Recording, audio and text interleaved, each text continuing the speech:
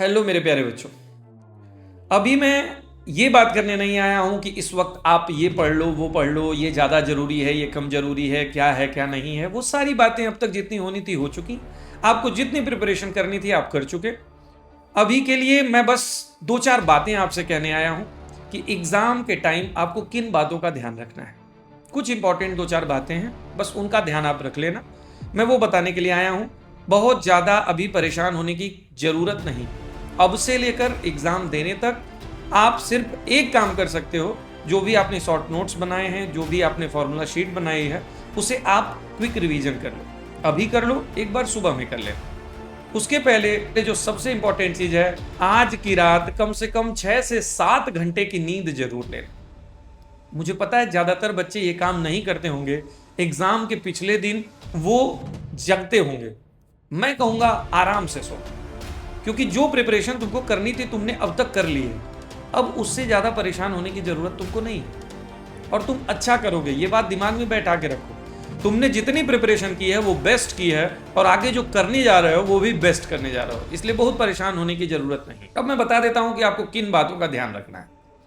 सबसे पहली चीज कि जब आप एग्जाम देने जाओगे तो एग्जाम के समय 15 मिनट का जो टाइम स्टार्टिंग में आपको मिलेगा पेपर पढ़ने के लिए, तो उस समय पेपर को थरोली पढ़ना। आप एकदम डिटेल में अच्छे से एकदम मन को शांत करके पढ़ना और पेपर पढ़ने के पहले कम से कम 10 से 15 बार डीप ब्रीथ लेना। डीप ब्रीथ लेना। डीप ब्रीथ जब आप लोगे तो उस वक्त मन में बस एक बात सोचनी है, अपने आप से एक बात बोलनी है। पेपर खोलने के पहले बस एक बात बोलनी है कि मुझे ये पेपर पूरा का पूरा आ रहा है। आपने पेपर नहीं देखा है, आपने क्वेश्चंस नहीं देखे, लेकिन अपने आप से हर डीप ब्रीथ के साथ ये बात जरूर बोलनी है, मैं ये पेपर पूरा कर लूंगा, मुझे ये पेपर पूरा आ रहा है। उसके बाद आप पेपर खोलो, 15 मिनट थरोली उसको पढ़ो। जब आप पढ़ रहे हो उस वक्त आपको कुछ बातों का ध्यान देना है। पूरा पेपर पढ़ते वक्त आपको ये डिसाइड करना होगा कि जितने क्वेश्चंस ऐसे हैं जहां पे आपने यूनिट कन्वर्जन करना है या फिर और वाले जो क्वेश्चंस होते हैं, इन चीजों को नोट आउट कर लो। नोट आउट कैसे करना है? एक पेंसिल लेके बैठो और आप डॉट या स्टार मार्क लगा के ये तय कर दो कि जिस पे मैंने डॉट लगाया वो सारे क्वेश्चंस ऐसे हैं जहां पे मुझे यूनिट कन्वर्जन करना था, और स्टार मार्क लगा दो। जैसे और में दो क्वेश्चन दिए रहते हैं, ये और ये, दोनों में से कोई एक ही अटेम्प्ट करना होगा, तो आप पहले ही डिसाइड कर लो कि आपको उन दोनों में से कौन सा अटेम्प्ट करना है। ऐसा इसलिए क्योंकि जब आप तेजी में रहोगे, जब आप क्वेश्चन सॉल्व कर रहे होगे, तो उस समय जब तेजी होती है उस वक्त आपका दिमाग उस पर नहीं जाएगा और कई बार इससे क्वेश्चन छूटने के डर बने रहते हैं। तो ये गलती नहीं करनी है, पहले ही डिसाइड कर लो कि और में से कौन सा क्वेश्चन मुझे अटेम्प्ट करना है। अब दूसरी बात कि आपने अब तक जितने भी प्री बोर्ड्स दिए हैं, जितने भी सैंपल पेपर पीवाईक्यू सॉल्व किए हैं, उनके बेसिस पे आपको अंदाजा लग गया होगा कि कौन सा सेक्शन मुझे पहले स्टार्ट करना चाहिए। अगर आपका एमसीक्यू, ज्यादातर क्वेश्चन एमसीक्यू के आ रहे हो तो आप एमसीक्यू से स्टार्ट करो। बड़े क्वेश्चन से बहुत बच्चे स्टार्ट करना चाहते हैं, तो अगर वो आ रहे हो तो वहां से करो। लेकिन मैं एक सजेशन दूंगा, आप प्रयास करना जब भी आप कोई सेक्शन उठाने जा रहे हो तो इस बात का ध्यान रखना कि उस सेक्शन के मैक्सिमम क्वेश्चन आपको आ रहे हैं। क्योंकि बार बार आप सेक्शन चेंज करते हो, जब कि एक सेक्शन के दो क्वेश्चन किए फिर किसी अलग सेक्शन के, तो उसे एग्जामिनर को बार बार अलग अलग सेक्शन के क्वेश्चन ढूंढने पड़ते हैं। इस वजह से एग्जामिनर इरिटेट होता है, तो वहां हमको ये नहीं करना है। देखिए, आपने अगर पढ़ा है तो कोई एक या दो सेक्शन ऐसे होंगे ही होंगे जिसके लगभग सारे क्वेश्चन आपको आ रहे होंगे। तो आप जब उसको करोगे, तो आप जब उस सेक्शन को अटेम्प्ट करते हो तो सारे के सारे क्वेश्चन लाइन से लगते चले जाएंगे और उस 4 या 5 क्वेश्चन को सॉल्व करने के बाद आपका जो कॉन्फिडेंस है वो बूस्ट हो जाएगा। आपको पेपर के जो अदर पार्ट्स हैं उनको करने में बहुत हेल्प मिलेगी, आपका कॉन्फिडेंस बहुत हाई हो जाएगा। ठीक है, और एग्जामिनर को भी आसानी होगी कॉपी चेक करने में, तो एग्जामिनर भी इरिटेट नहीं हो। अब ये बात हो गई। अब टाइम मैनेजमेंट की बात करें। टाइम मैनेजमेंट बहुत इंपॉर्टेंट होता है किसी भी 3 घंटे के पेपर को देने के लिए। मैं बच्चों से हमेशा यही सजेशन देता हूं कि आप 2.5 घंटे में ही टाइम को मैनेज करो, यानी 2.5 आवर में आप टाइम को मैनेज करो। वो कैसे करना है कि जैसे मान ली 20 एमसीक्यू है तो 20 एमसीक्यू में हमने 20 मिनट दे दिया।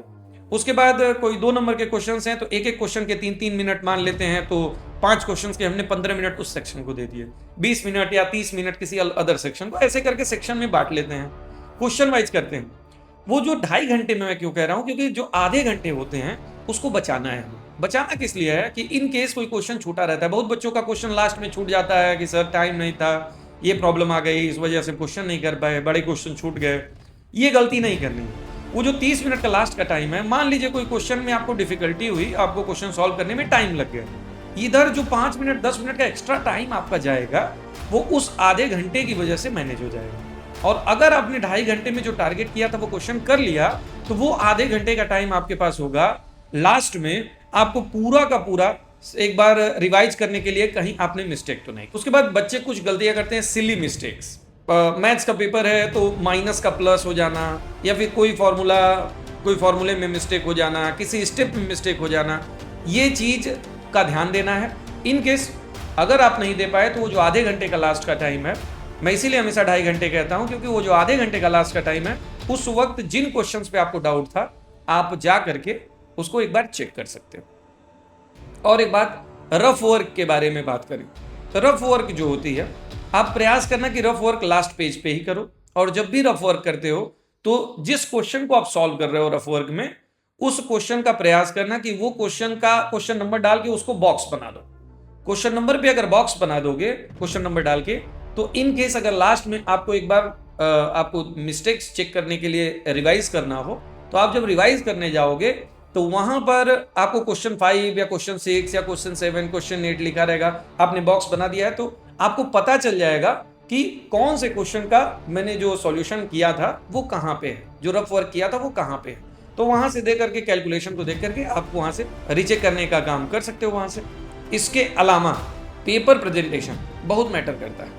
पेपर प्रेजेंटेशन आपका क्या होना चाहिए कि जैसे आप कोई हेडिंग दे रहे हैं, कोई हेडिंग देते हो तो उसको अंडरलाइन कर देना ताकि एग्जामिनर की नज़र उस पर पड़े।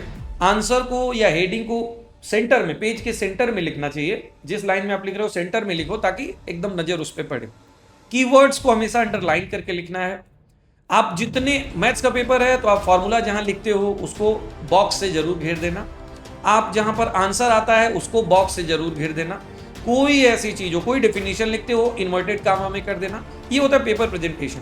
वर्ड्स के बीच में प्रॉपर मार्जिन रखना ताकि पूरी कॉपी सुंदर लगे। इन केस आपके कोई क्वेश्चन गलत हो गए, आपको क्वेश्चन काटने हैं, तो बहुत बच्चे बहुत सारा ऐसे कट बना देते हैं, वो गलत हो जाता है। एग्जामिनर को देख के इरिटेशन होती है। क्यों? क्योंकि वो पेज गंदा लगता है, वो कॉपी गंदी लगती है।